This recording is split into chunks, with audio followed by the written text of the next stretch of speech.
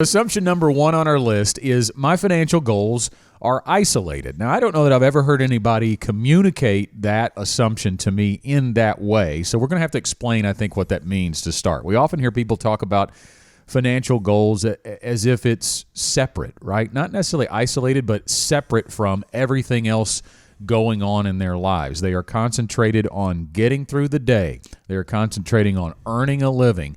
And then, this over here is my financial goal. I'm going to throw a little money this way. Well, you know how people tend to say, well, we don't talk about money. And that's kind of where that separation, I think, comes from. I've got life and then I've got money. But at Gen Wealth, we think you have those two things together because it really is part of your life. It drives most everything in your life. If you don't have any money, then you don't have any opportunity.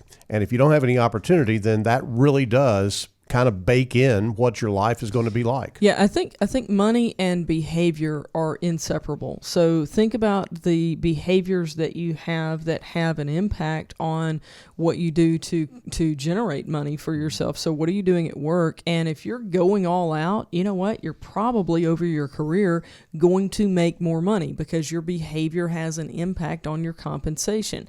And then when you think about when you get into retirement, your money that you've earned over all those years has an impact on your behavior. It determines what you can afford to do and what you can't afford to do. So really those two are inseparable. So if you think about it, guys, the truth is that you can't separate your money from everything else. It's an integral part of really every choice that you make, whether you work or stop working, whether you stay here or move there, money is involved in that.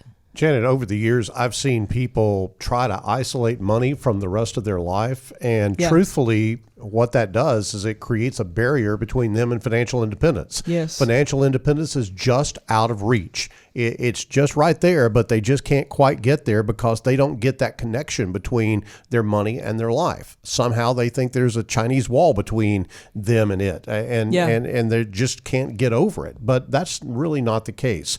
I think that this assumption probably is one of the roots of crippling people from financial independence because they can't make that connection.